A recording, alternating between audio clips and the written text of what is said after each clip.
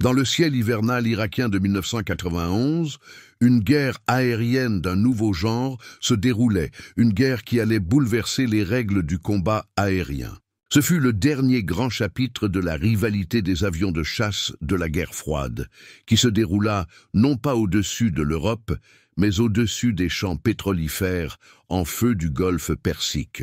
Les pilotes américains, aux commandes des appareils les plus avancés de leur génération, affrontèrent des MiG de fabrication soviétique dans une série de combats aériens ultra rapides qui ne durèrent que quelques minutes, mais qui décidèrent du sort de missions entières.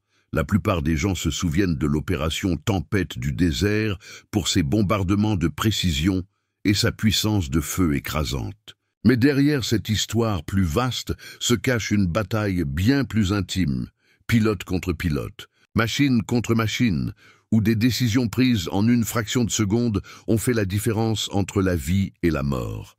Voici l'histoire méconnue des tueurs de MiG, américains, ces hommes et ces femmes qui ont perpétué l'héritage des duels aériens vietnamiens à l'ère des avions à réaction et ont prouvé que, même à l'ère des missiles et des radars, le combat aérien était loin d'être terminé. Du prélude tendu au bilan final, nous découvrirons les tactiques, la technologie et le courage humain qui ont caractérisé ces affrontements, et pourquoi leurs enseignements sont toujours... Bien avant que le rugissement des réacteurs ne résonne dans les déserts irakiens, l'idée d'un pilote de chasse en pourchassant un autre dans le ciel s'était déjà forgée au fil de décennies de guerre aérienne. L'héritage du MiG Killer ne date pas de 1991. Il est l'aboutissement d'un long et évolutif duel entre l'Est et l'Ouest, remontant à l'aube de l'ère des avions à réaction. Dans les années qui ont suivi la Seconde Guerre mondiale, le bureau d'études soviétique Mikoyan Gourevitch a produit une série de chasseurs agiles et puissants, le MiG-15, le MiG-17, puis le supersonique MiG-21, qui sont devenus l'épine dorsale des forces aériennes alliées à l'Union soviétique. Robustes, relativement peu coûteux et largement exportés, ces appareils étaient l'adversaire le plus fréquent des pilotes occidentaux. De la Corée au Moyen-Orient. Les États-Unis, quant à eux, ont réagi avec leur propre conception d'avant-garde. Le F-86 Sabre en Corée, le F-4 Phantom II au Vietnam, puis le F-15 Eagle et le F-16 Fighting Falcon. Chaque génération a apporté des vitesses plus élevées, des radars plus perfectionnés et des missiles de plus en plus meurtriers. Pourtant, malgré la promesse de victoire au-delà de la portée visuelle, la guerre du Vietnam a prouvé que le combat rapproché était loin d'être obsolète.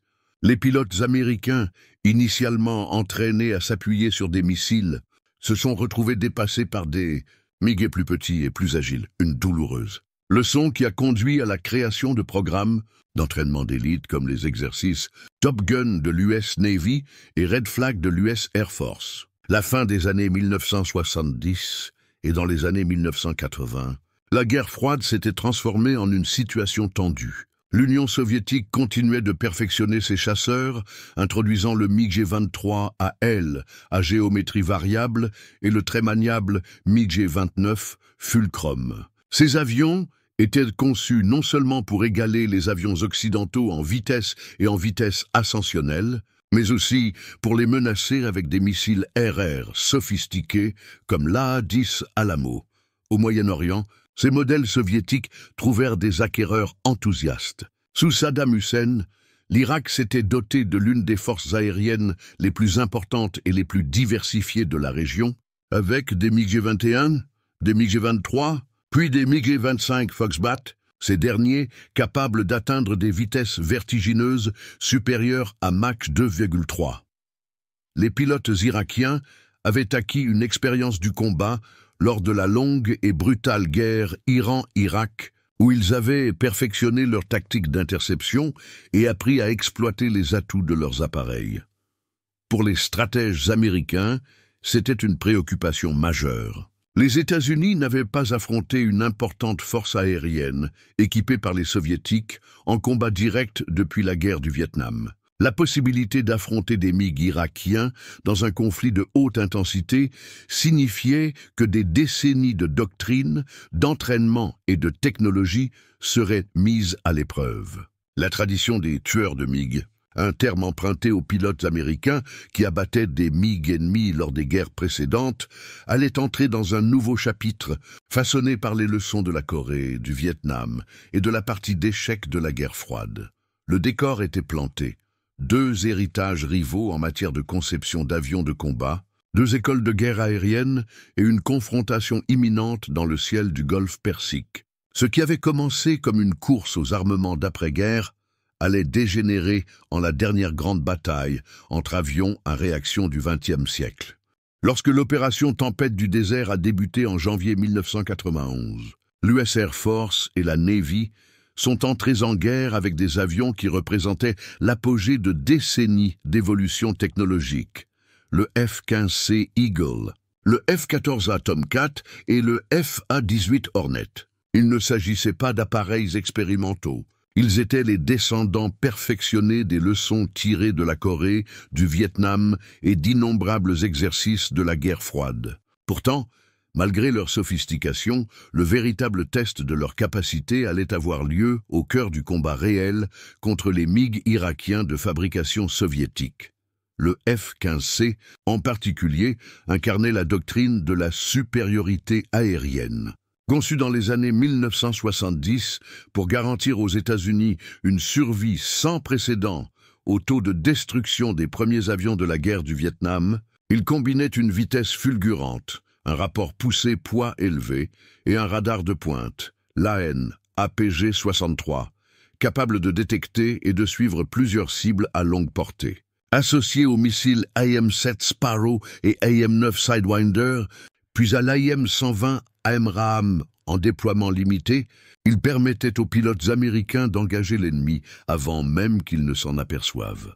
Le F-14 Tomcat de la Navy, avec ses ailes à flèches variables et son radar AWG-9, pouvait suivre jusqu'à 24 cibles et lancer le missile longue porté AIM-54 Phoenix. Si la mission principale du Tomcat était la défense de la flotte, il s'est également révélé un redoutable chasseur de MiG lors de la bataille de la tempête du désert. Le FA-18 Hornet, bien que plus petit, offrait agilité, avionique moderne et polyvalence, capable d'atteindre des cibles au sol et d'engager des chasseurs ennemis.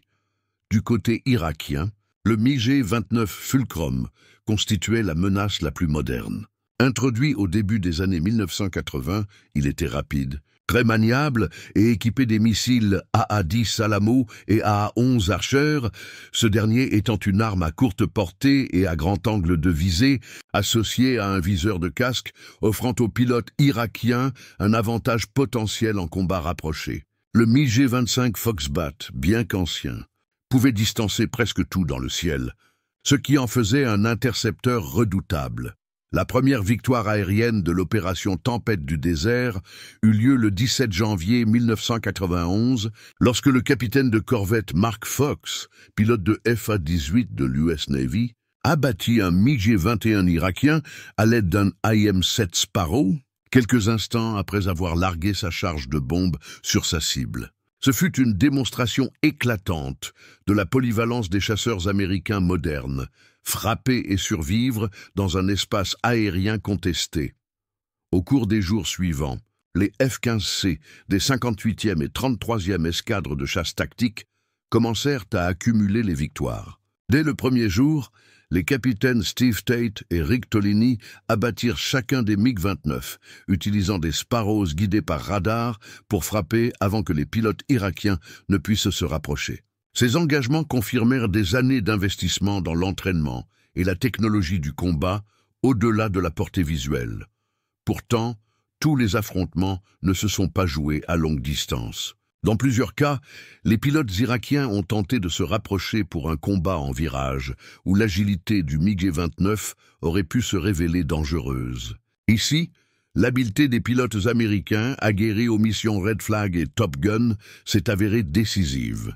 Ils ont utilisé leur gestion de l'énergie, leur connaissance de la situation et des tactiques coordonnées pour priver les MiG de leur avantage.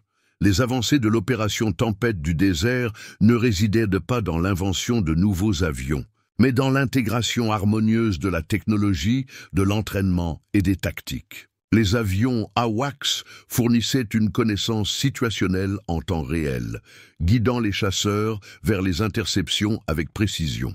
Les plateformes de guerre électronique neutralisaient les radars ennemis, permettant aux avions américains d'opérer en quasi-impunité. Et plus important encore, les pilotes faisaient confiance à leur système, et entre eux, pour mener des engagements complexes à des vitesses et à des distances impensables une génération plus tôt.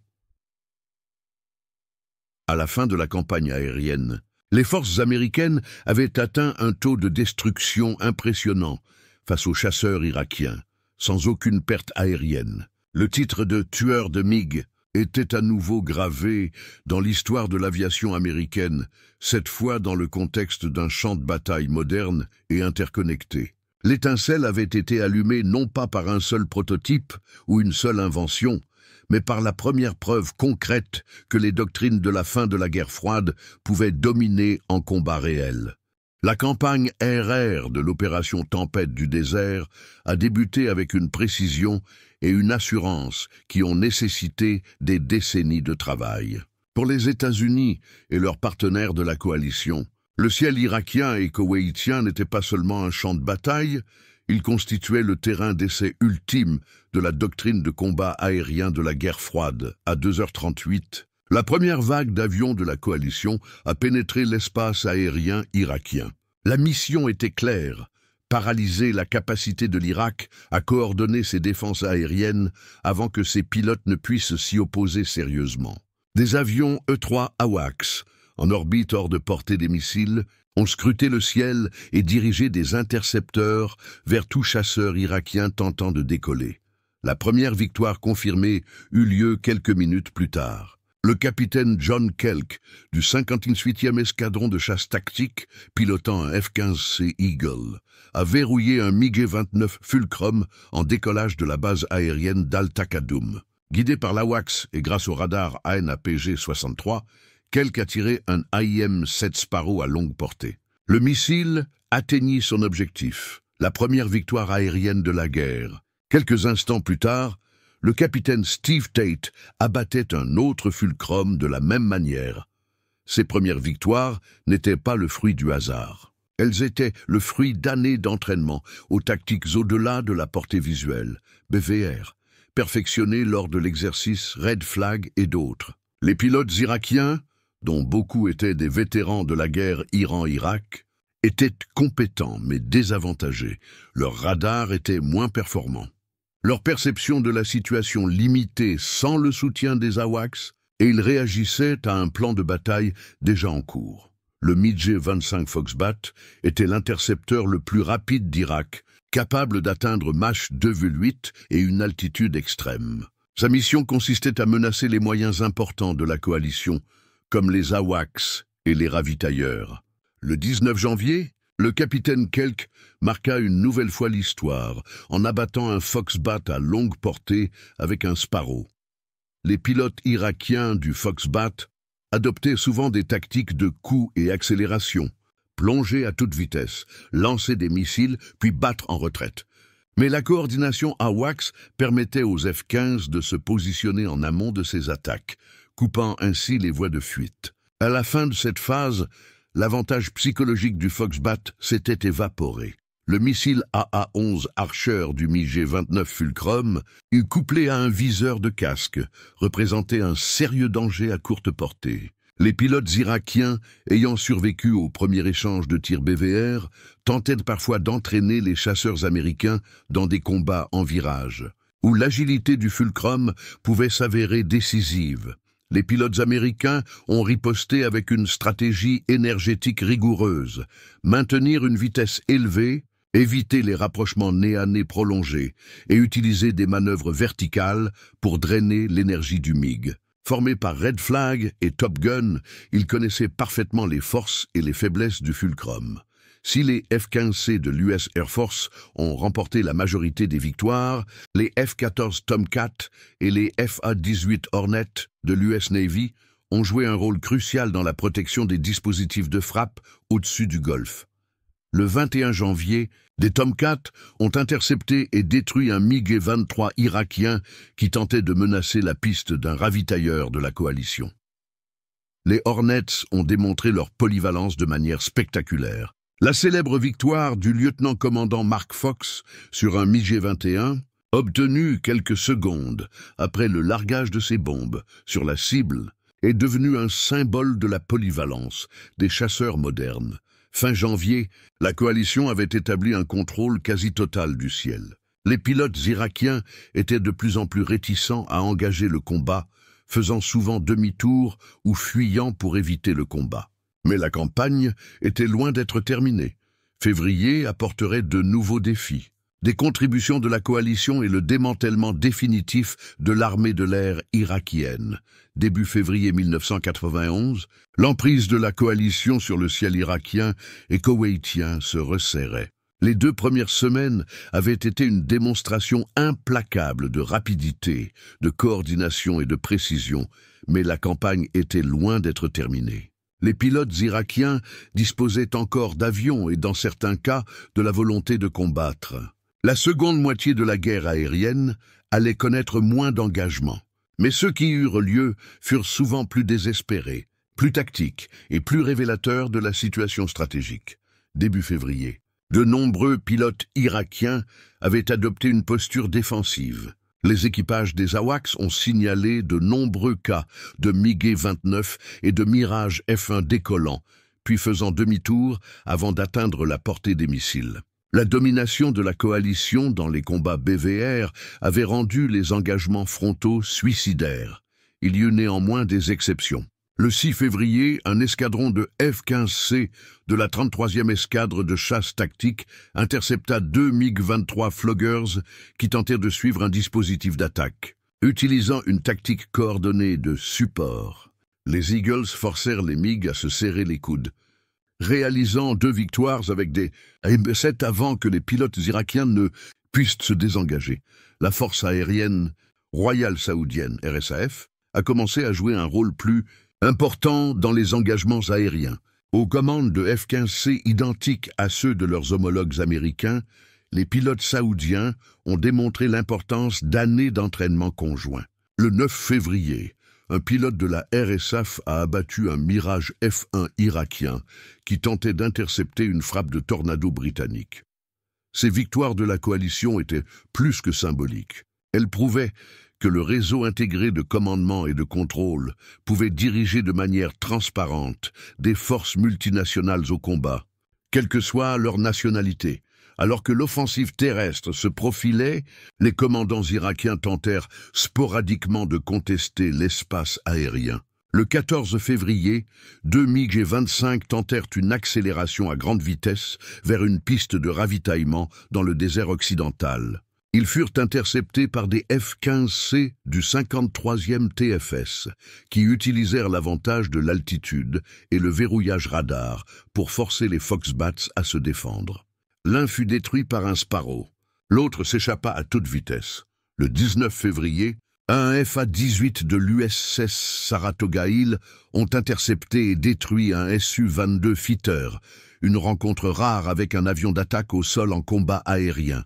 Cette victoire a souligné le rôle de la marine dans la protection des couloirs de frappe contre toute menace.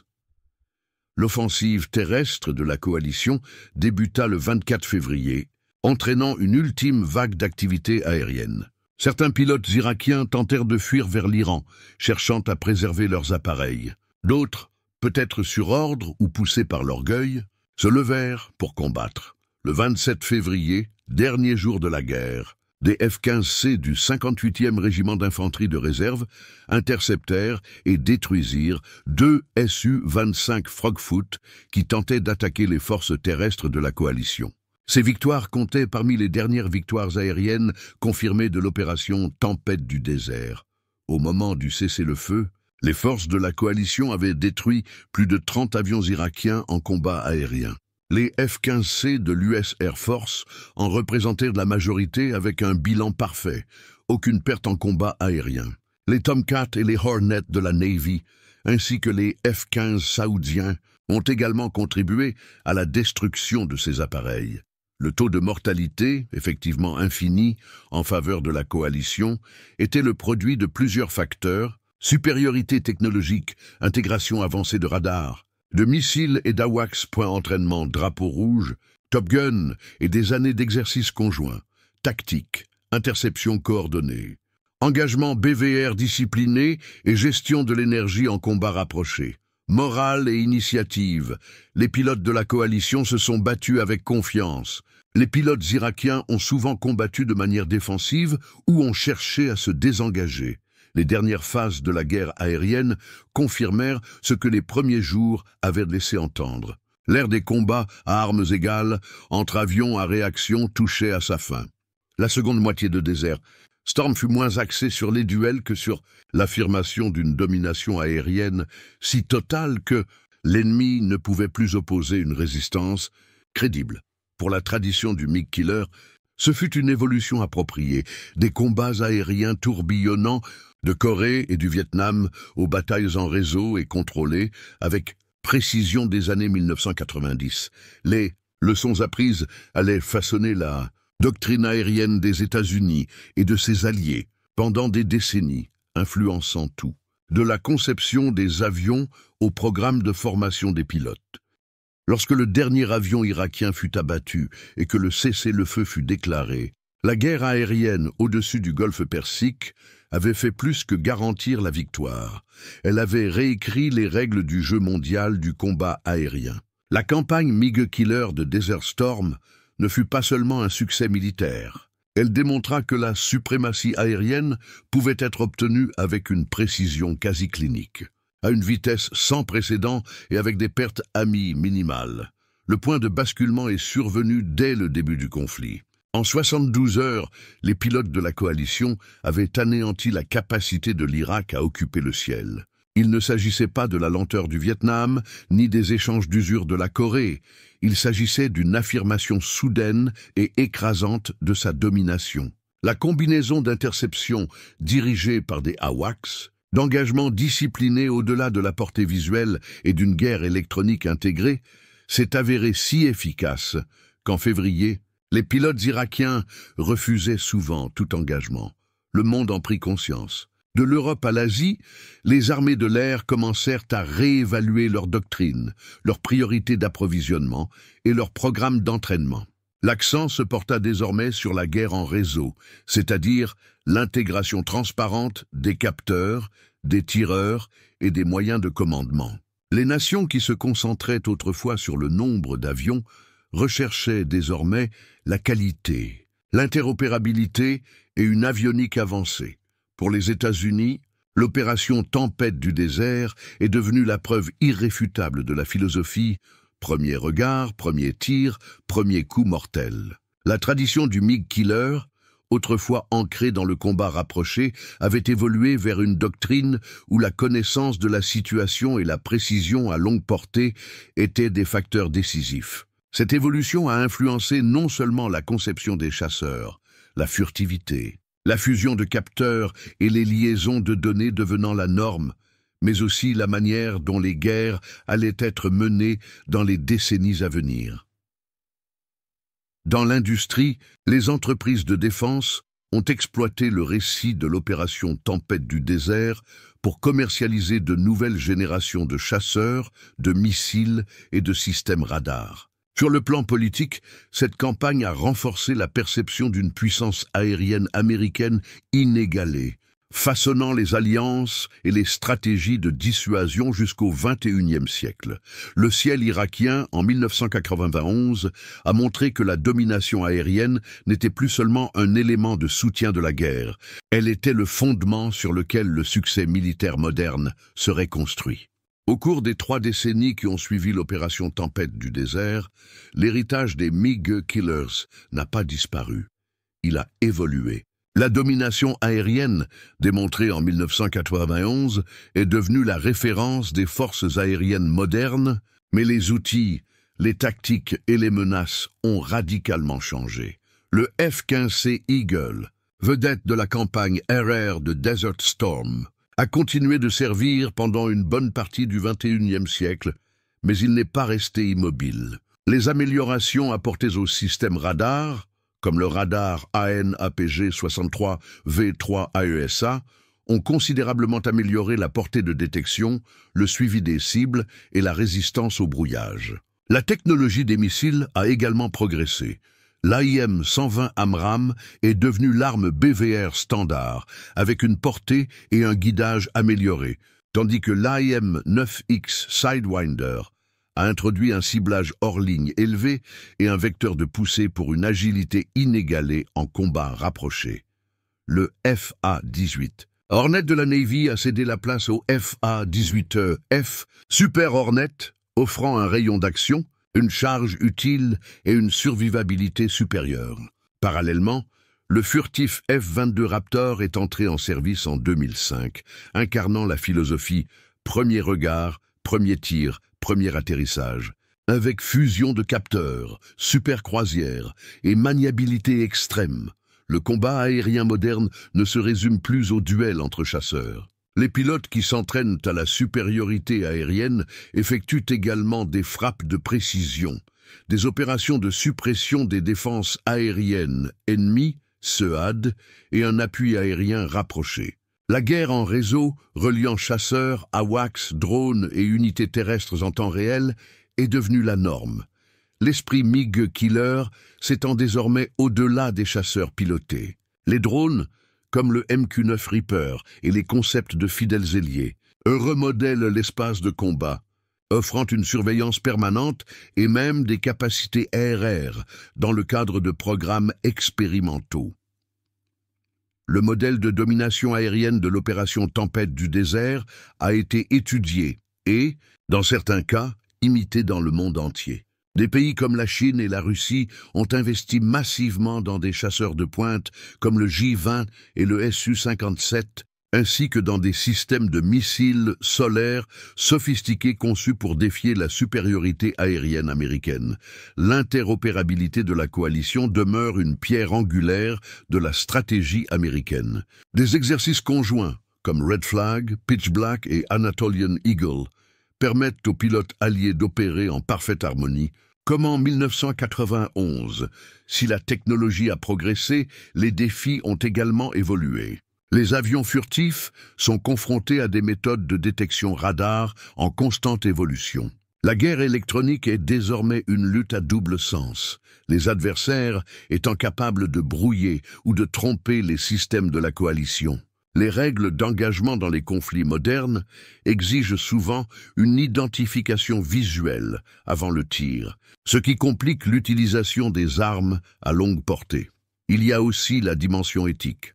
La capacité à dominer le ciel implique la responsabilité de minimiser les dommages civils et d'éviter l'escalade. À l'ère de l'instantanéité médiatique mondiale, chaque engagement est scruté en temps réel. Aujourd'hui, la tradition du MiG Killer perdure grâce au professionnalisme des pilotes de chasse américains et alliés. Si l'adversaire n'est plus toujours un MiG, l'état d'esprit, maîtrise de l'appareil, des tactiques et de l'espace de combat demeure inchangé. Des patrouilles furtives du F-22 au-dessus des zones contestées aux missions multinationales de police aérienne en Europe et en Asie, les principes forgés lors de l'opération Tempête du désert continuent de définir ce que signifie dominer le ciel.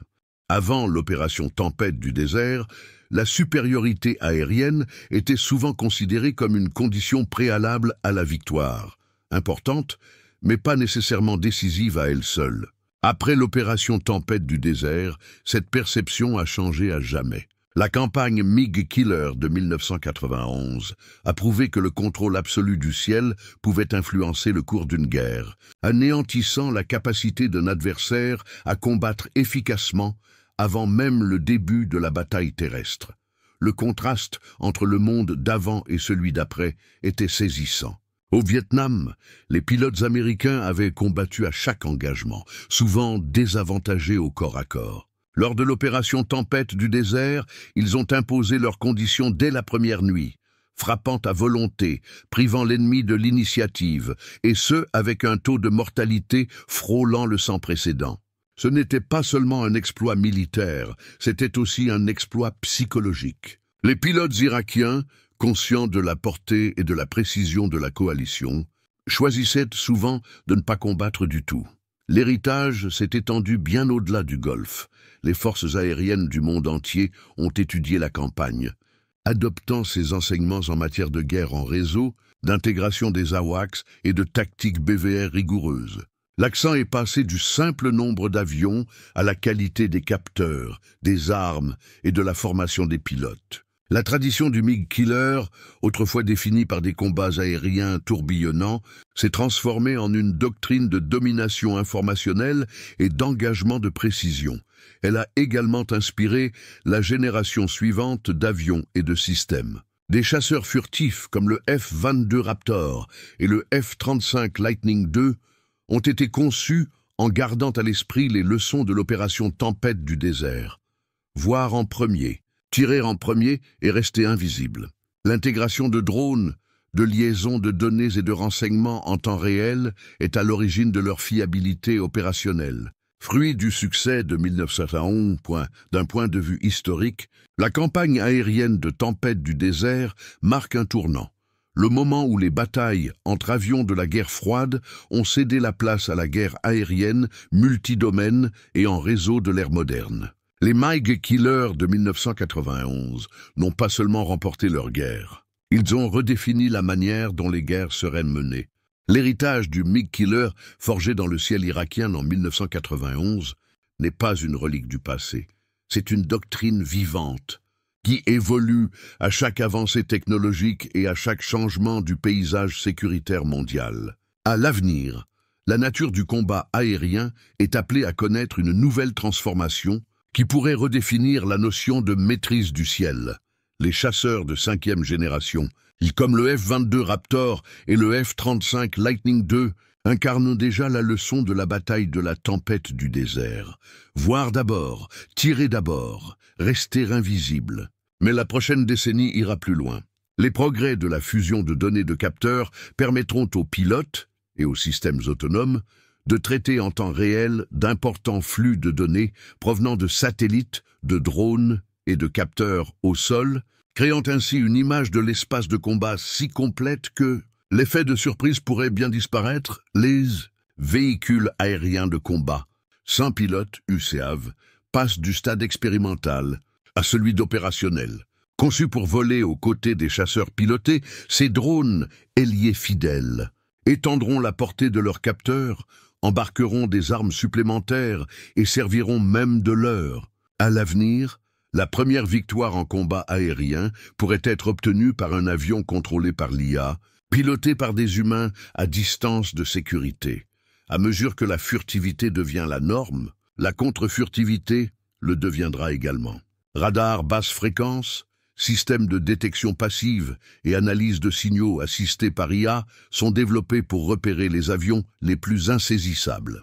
La guerre électronique, cette bataille silencieuse pour le contrôle du spectre électromagnétique, sera aussi décisive que les missiles et les canons, les adversaires potentiels. Déploient des chasseurs sophistiqués comme le J-20 chinois et le Su-57 russe, ainsi que des réseaux de défense aérienne intégrés conçus pour bloquer l'accès aux zones contestées. La prochaine ère des MiG Killer ne consistera peut-être pas à se battre en duel au-dessus du désert, mais à pénétrer un espace aérien fortement défendu où chaque mouvement est contesté.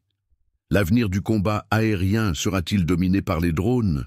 Les armes hypersoniques rendront-elles obsolètes les combats aériens traditionnels? Et à l'ère de la cyberguerre, la prochaine grande victoire aérienne pourrait-elle être remportée sans le moindre tir de missile? Des duels intenses, guidés par radar, de la première nuit aux interceptions finales au-dessus d'une force aérienne irakienne en retraite, l'histoire du MiG Killer de Desert Storm est plus qu'un chapitre de l'histoire de l'aviation. C'est un témoignage de la préparation et de l'opportunité. Il a montré au monde que la domination aérienne, autrefois âprement acquise et incertaine, pouvait être obtenue grâce à la précision, La vitesse et un contrôle quasi total. Nous avons retracé le parcours depuis la rivalité latente de la guerre froide, en passant par le creuset des combats aériens de 1991 jusqu'à l'ère moderne de la furtivité, des drones et de la guerre en réseau. Les leçons de ces 6 semaines résonnent encore dans chaque briefing d'escadron de chasse, chaque exercice multinational et chaque nouveau modèle d'avion.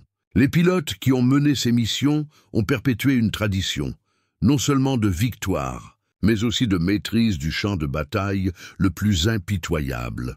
Si cette histoire vous a donné une nouvelle appréciation du savoir-faire, du courage et de l'innovation derrière les tueurs de MiG américains, alors poursuivons la conversation, comme cette vidéo pour l'aider à atteindre plus de fans d'histoire et d'aviation partagera avec des amis qui aiment les histoires militaires, inédites, commentaires Vos. Pensez, quel moment ou quelle leçon vous a le plus marqué?